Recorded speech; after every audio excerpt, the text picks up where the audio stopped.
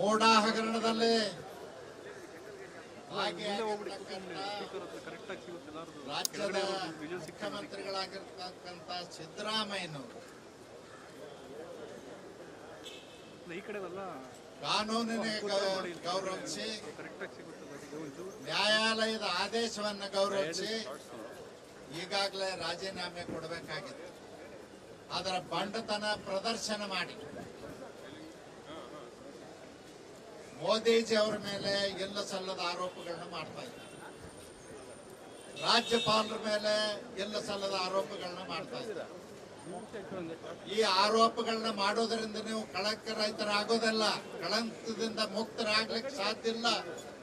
ನಿಮ್ಮ ಕುಟುಂಬದ ಸದಸ್ಯರು ಮಾಡಿರ್ತಕ್ಕಂತ ಹಗರಣ ಇದು. ಮೈಸೂರಿನ ಹೊರವಲಯದಲ್ಲಿ 3.5 ಲಕ್ಷ ರೂಪಾಯಿ ಎಕರೆ ಜಮೀನು ಖರೀದಿ ಮಾಡಿ ಎಕ್ಸ್ಚೇಂಜ್ ಆಫರ್ ಕೊಟ್ಟು 63 ಕೋಟಿ ರೂಪಾಯಿ ಬೆಲೆ ಬಾಳ್ತಕ್ಕಂತ ಸಾರ್ವಜನಿಕ ಆಸ್ತಿಯನ್ನ ನುಂಗಿದ್ದು ಇದು ಹಗರಣ ಅಲ್ಲ. ಸಿದ್ದರಾಮಯ್ಯನವರೇ, ನೀವೊಬ್ಬರು ಸಮಾಜವಾದಿ ಅಂತ ಹೇಳಿ ಬೆನ್ನು ತಟ್ಕೊಳ್ತಾ ಇದ್ರಿ. ಎಲ್ಲಿ ಹೋಯ್ತು ನಿಮ್ಮ ಸಮಾಜವಾದಿ ನಿಲುವು?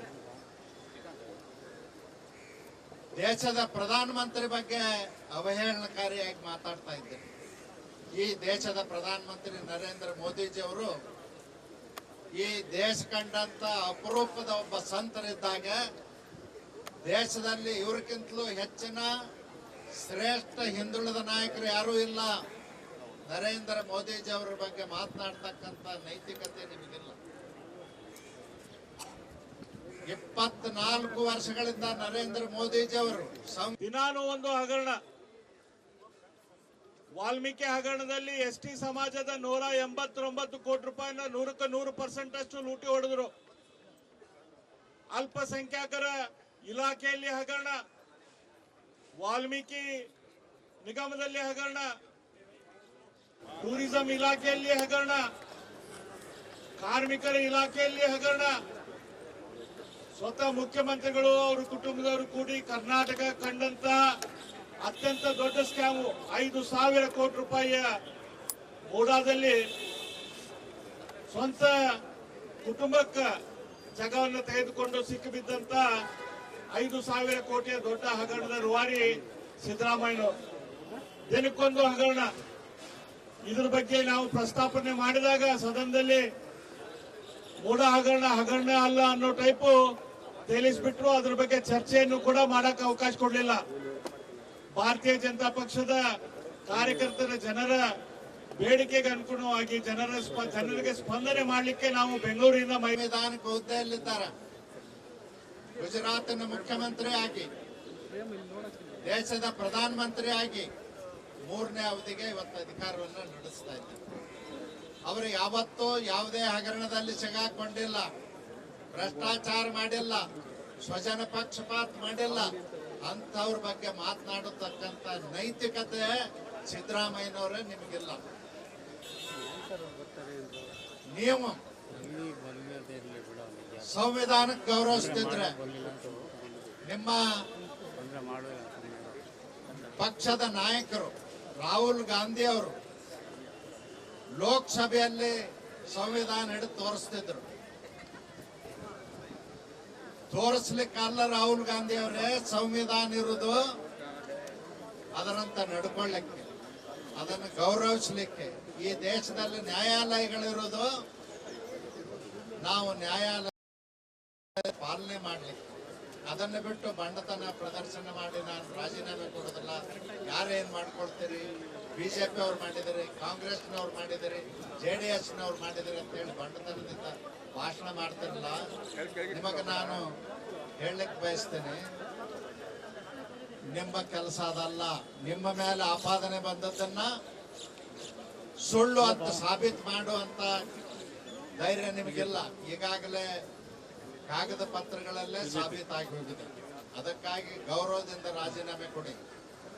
ರಾಹುಲ್ ಗಾಂಧಿ ಅವರೇ, ಮಲ್ಲಿಕಾರ್ಜುನ್ ಖರ್ಗೆ ಅವರೇ, ನಿಮಗೆ ನಿಮ್ಮ ಪಕ್ಷದ 120 ವರ್ಷ ಹಳೆಯ ಪಕ್ಷದ ಗೌರವ ಉಳಿಬೇಕಾಗಿದ್ರೆ ದೇಶದಲ್ಲಿ ನಿಮ್ಮ ಪಕ್ಷದ ಮಾನ ಮರ್ಯಾದೆ ಹರಾಜಾಗ್ತಾ ಇದೆ.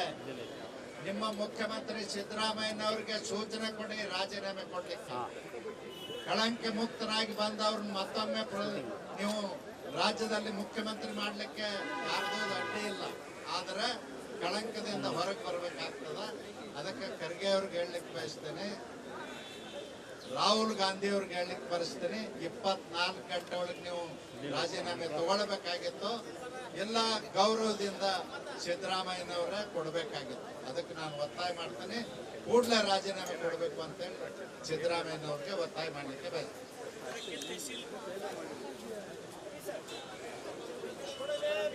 ಒಂದ್ಸರಿ ಜೋರಾಗಿ ಎಲ್ಲರೂ ಘೋಷಣೆಗೆ ಹೋಗಿ ಭಾರತ್ ಮಾತಾ ಕಿ, ಸ್ವಲ್ಪ ಜೋರಾಗಿ ಜೋಶ್ನಿಂದ ಕೂಗ್ಬೇಕು. ಭಾರತ್ ಮಾತಾ ಕಿ. ಸಿದ್ದರಾಮಯ್ಯ ಅವರೇ ಕೊಡಲೇಬೇಕು, ಕೊಡಲೇಬೇಕು,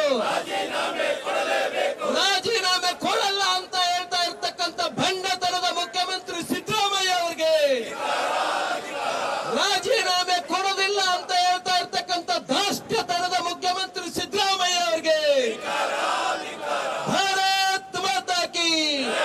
ಈಗ ನಮ್ಮ ರಾಜ್ಯದ ಹಿರಿಯ ನಾಯಕರಾಗಿರ್ತಕ್ಕಂಥ ಮಾಜಿ ಗೃಹ ಮಂತ್ರಿಗಳಾಗಿರ್ತಕ್ಕಂಥ ಅರ್ಗ ಜ್ಞಾನೇಂದ್ರ ಅವರು ಮಾತಾಡಬೇಕು ಅಂತ ವಿನಂತಿ ಮಾಡ್ತೇನೆ.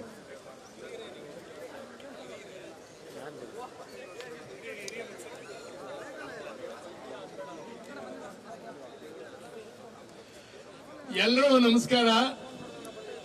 ಬಂಧುಗಳೇ, ಇವತ್ತು ಬಿಜೆಪಿ ಗಾಂಧಿ ಸ್ಟ್ಯಾಚ್ಯೂ ಎದುರುಗಡೆ ಸಿದ್ದರಾಮಯ್ಯನವರ ರಾಜೀನಾಮೆಗೆ ಆಗ್ರಹಿಸಿ ಪ್ರತಿಭಟನೆ ಮಾಡ್ತಾ ಇದ್ದೀವಿ. ಈ ರಾಜ್ಯದ ನಾವೆಲ್ಲ ಶಾಸಕರು, ಪಾರ್ಲಿಮೆಂಟ್ ಸದಸ್ಯರು, ಮಾಜಿ ಶಾಸಕರುಗಳು, ಬಿಜೆಪಿಯ ಮುಖಂಡರುಗಳು ಎಲ್ಲರೂ ಕೂಡ ಇಲ್ಲಿ ಸೇರಿದ್ದೇವೆ. ಇಡೀ ರಾಜ್ಯದಾದ್ಯಂತ ಈ ಬಗ್ಗೆ ಜನಸಾಮಾನ್ಯರು ಮೂಲೆ ಮೂಲೆಯಲ್ಲಿ ಪ್ರತಿಭಟನೆಯನ್ನು ಮಾಡ್ತಾ ಇದ್ದಾರೆ. ಸಿದ್ದರಾಮಯ್ಯನವರಿಗೆ ಅಧಿಕಾರ ಮುಖ್ಯ, ಮೌಲ್ಯಗಳು ಮುಖ್ಯ ಅಲ್ಲ ಅನ್ನುವಂಥದ್ದನ್ನ ಇತ್ತೀಚೆಗೆ ಅವರು ತೋರಿಸ್ತಾ ಇದ್ದಾರೆ. ಈಗ ಹೇಳ್ತಾ ಇದ್ದಾರೆ, ನಾನು ರಾಜೀನಾಮೆ ಕೊಡೋದಿಲ್ಲ, ಯಾವುದೇ ತನಿಖೆಯನ್ನಾರು ಎದುರಿಸ್ತೀನಿ ಅಂತ. ಆದ್ರೆ ಸ್ವಲ್ಪ ದಿವಸದ ಮೊದಲು ತನಿಖೆ ನನ್ನ ಮೇಲೆ ಮಾಡಬಾರದು ಅಂತ ಹೇಳಿ ಕೋರ್ಟಿಗೆ ಹೋದವ್ರು ನೀವು. ರಾಜ್ಯಪಾಲರು ನಿಮ್ಮ ಮೇಲೆ ತನಿಖೆಗೆ ಆದೇಶ ಕೊಟ್ಟಿದ್ದು ತಪ್ಪು ಅಂತ ಹೇಳಿ ಕೋರ್ಟಿಗೆ ಹೋದವ್ರು ನೀವು. ಈ ಕಾರಣಕ್ಕಾಗಿ ಡೆಲ್ಲಿಯಿಂದ ಒಬ್ಬ ಸೀನಿಯರ್ ಅಡ್ವೊಕೇಟ್ ನ ವಿಶೇಷ ವಿಮಾನ ಮಾಡಿ ಲಕ್ಷಗಟ್ಟಲೆ ಹಣ ಕೊಟ್ಟು ತಂದು ಆರ್ಗ್ಯುಮೆಂಟ್ ಮಾಡಿಸಿದವ್ರು ನೀವು. ನಿಮ್ಮ ತಕರಾರುಗಳು ಕೂಡ ಹೈಕೋರ್ಟ್ ಎದುರುಗಡೆ ನಡೀಲಿಲ್ಲ. ಹೈಕೋರ್ಟ್ ಸ್ಪಷ್ಟ ಹೇಳಿದೆ, ಈ ಹಗರಣದಲ್ಲಿ ನಿಮ್ಮ ಮೇಲೆ ಎನ್ಕ್ವೈರಿಗೆ ಸಾಕಷ್ಟು ದಾಖಲೆ ಇದೆ, ಎವಿಡೆನ್ಸ್ ಇದೆ ಅಂತ ಹೇಳಿದೆ. ಮಾಡಲೇಬೇಕು ಅಂತ ಹೇಳಿದೆ. ನಿನ್ನೆ ಜನಪ್ರತಿನಿಧಿಗಳ ಕೋರ್ಟ್ ಕೂಡ ಯಾವ್ಯಾವ ಸೆಕ್ಷನ್ ನಲ್ಲಿ ನಿಮ್ಮ ಮೇಲೆ ತನಿಖೆ ಮಾಡಬೇಕು ಅಂತ ಹೇಳಿದೆ. 420ರಿಂದ ಹಿಡಿದು ಎಲ್ಲ ಸೆಕ್ಷನ್ ಹೇಳಿದೆ ನಿಮ್ಮ ಮೇಲೆ ತನಿಖೆ. ಅದನ್ನೇ 420 ಅಂತ ಕನ್ನಡದಲ್ಲಿ ಹೇಳಿದೆ ನಾನು. ಆದ್ರಿಂದ ಆ ಎಲ್ಲ ಸೆಕ್ಷನ್ ಉಲ್ಲೇಖ ಮಾಡಿದೆ ಜನಪ್ರತಿನಿಧಿ ಕೋರ್ಟ್.